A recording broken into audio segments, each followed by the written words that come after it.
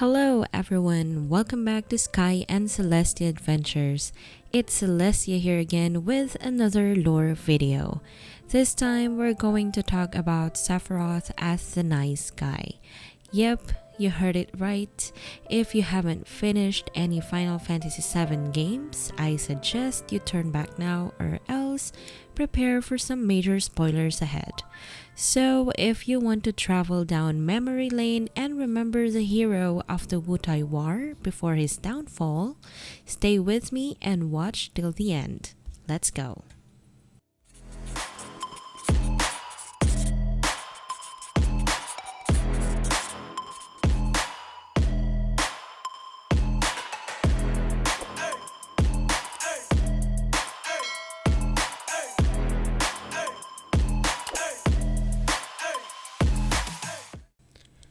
We all know Sephiroth as the big bad of Final Fantasy VII universe, but just like another villain story, Sephiroth was once a good guy before he became so corrupted. Let's look back at all the time Sephiroth was shown to be Mr. Nice Guy. Here are 16 scenes I've compiled so far showing Sephiroth before his tragic fall to madness. Number 1. Allowing his photo to be taken. Back in the original Final Fantasy VII in PlayStation, during the Nibelheim incident retelling of Cloud in Calm, there was this photographer who was a fan of Sephiroth's. He asked to take a picture just when the party is all prepared to trek the mountains. He allowed this photographer to take a picture of him together with Tifa and Cloud, where in reality it was actually a photo of Zack, Tifa, and Sephiroth. Number 2. Assuring Tifa's father. In the same scene back in the original game Final Fantasy VII Nibelheim flashback, we know that Tifa was the guide to take Sephiroth and his party to the Mako reactor in Nibelheim. We can see Tifa's father saying, "Listen to me, Sephiroth, in case something happens." And he answered her father with, "Trust me." A man of few words indeed. He assured her father to trust him that no harm will come to Tifa. Well, that's before everything went downhill. He advised the Shinra MPs in his party to visit family and friends. This part, when I first saw it back when I was an 11-year-old girl, I thought it was kind of Sephiroth to permit the infantrymen to visit their family and friends, even if they're in town for work. Now, it made me think that he might have chosen these men specifically because their hometown is Nibelheim. Why else would he say visit fam and friends if he didn't know these guys live in Nibelheim, right? Sephiroth went ahead on the hanging bridge.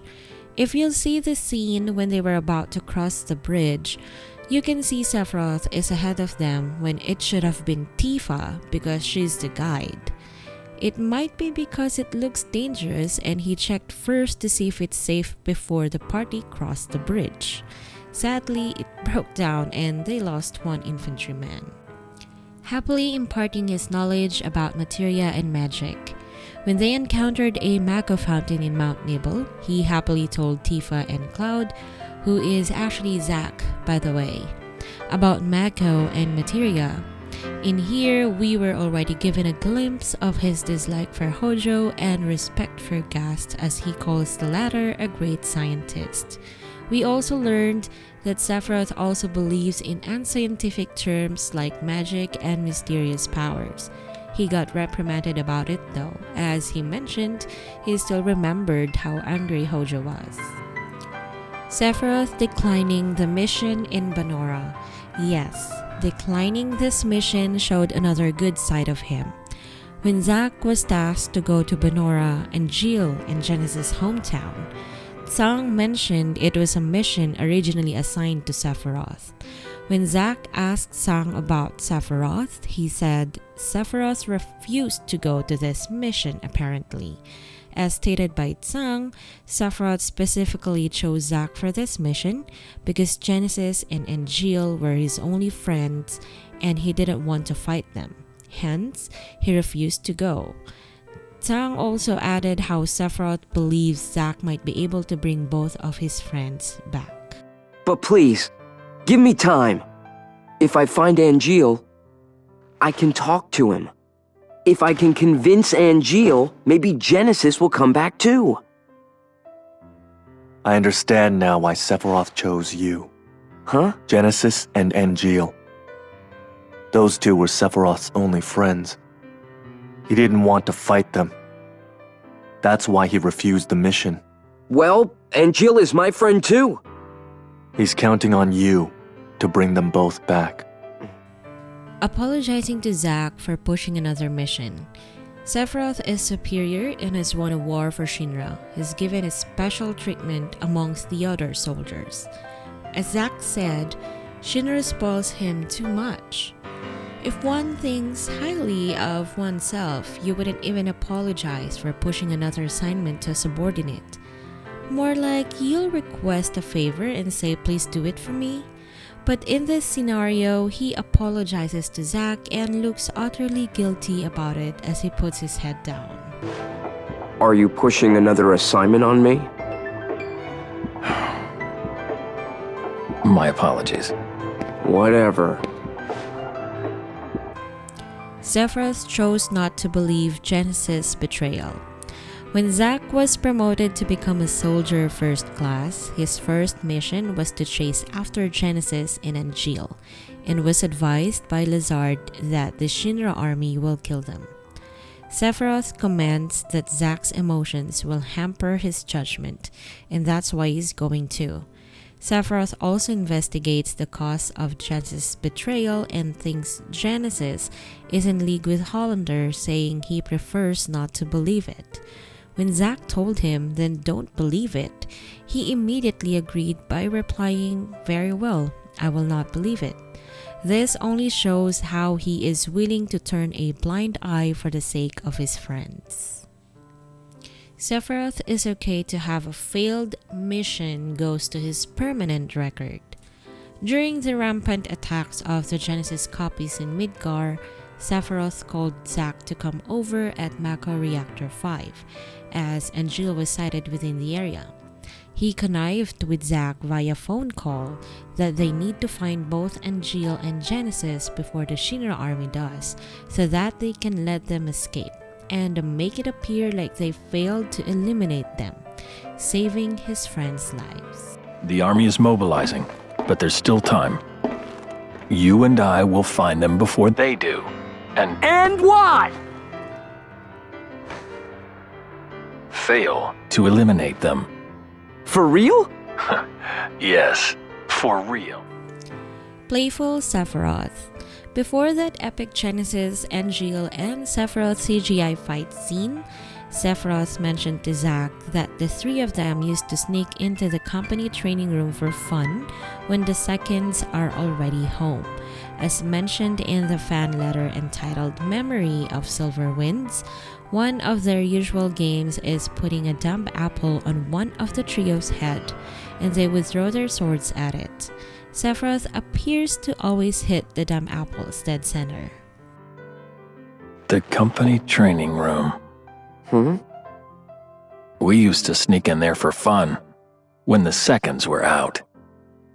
Genesis, Angeal, and I. You guys were pretty tight. I wonder. A friend who listens. During the epic CGI cutscene as Genesis recites an excerpt from Loveless and Sephiroth said it's from Loveless Act 1.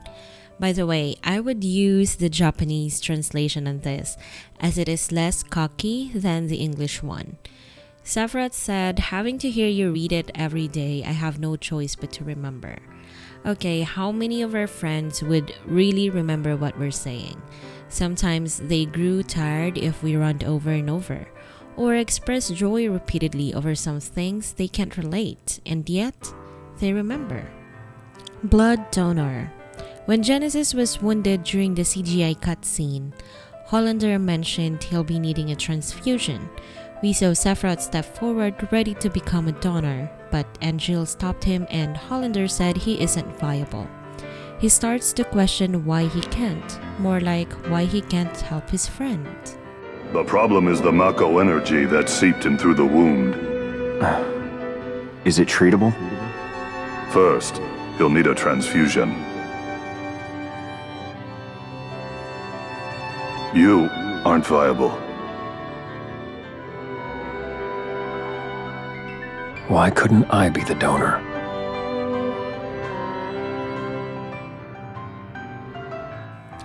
Willing to let go of his hero title.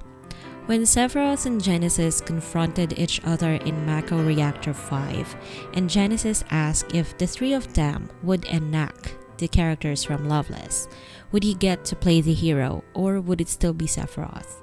In which Sephiroth replied, "It's all yours," and Genesis was saying how Sephiroth's glory could have been his, and Sephiroth, being a man of few words, just replied, "How petty." I honestly didn't see this as invalidating Genesis' desire to become a hero, but more of how he sees Genesis' envy and jealousy discarded their friendship. No wonder when Zack said how tight the three of them are, Sephiroth just replied with, I wonder. Actually, it made me wonder too, that Genesis probably joined Soldier to surpass Sephiroth, while Angel joined because Genesis was his friend. And it was only Sephiroth who truly thought of the three of them as friends. 3 friends go into battle. 1 is captured. 1 flies away. The one that is left becomes a hero. A common story. If we were to enact it, would I be the one to play the hero? Or would you? It's all yours. Losing weight. In the cutscene after Zack's meeting with Aerith, Genesis is still wreaking havoc in the Shinra building. Angel carried Zack and they flew towards the building, meeting Sephiroth, who was busy dealing with a couple of Genesis copies. Angel asked if Sephiroth lost weight, in which the latter just replied, The guy lost weight because of anxiety, stress, depression? Of what though? The burden of having to obey orders to annihilate his friends, perhaps. He said, "Take care."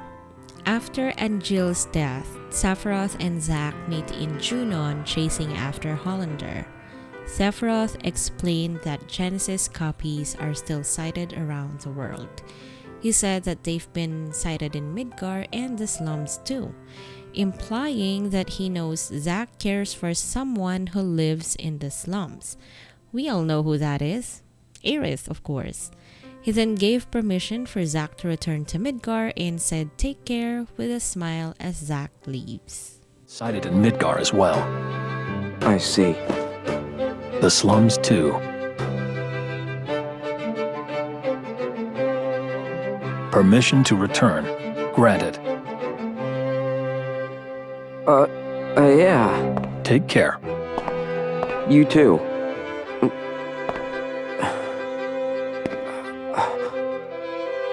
We'll meet again soon. I'll hold you to that.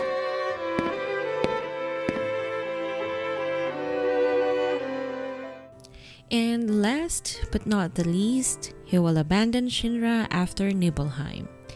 Just before departing for Nibelheim, during the briefing scene with Zack and Sephiroth, as the latter mentioned the lines, they mentioned nothing of old friends. Depending on what happens, I may abandon Shinra. He was willing to abandon Shinra, the very place he only knew all his life, just because everything he treasured fell apart. Makes me think maybe Hojo is already having an inkling that Sephiroth may leave Shinra soon, and if that happens, it's bye-bye Genova project. I am pretty convinced that sending him to Nibelheim to get close to Genova was intentional. After all, getting close to Genova's body will trigger the Genova cells. Our orders are to investigate the reactor. They mention nothing of old friends. Depending on what happens, I may abandon Shinra. It really warmed warms my heart to see my favorite character before his tragic fall from sanity. And I know some people would disagree with me, but I am one of the fans who would like to see him be redeemed. Well, just an idea after playing the remake. Notice how he keeps coming back no matter how much Cloud defeats him?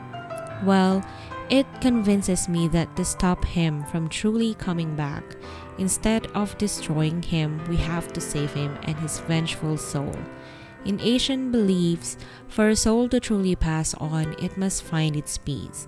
And I do think that saving him would be the only way to truly defeat him and stop him from ever coming back. These are all of the scenes I can think of, which showed Sephiroth's good guy side. If you think I missed out anything, please put them in the comments below. If you like this video, don't forget to /that subscribe button for more adventures. See ya!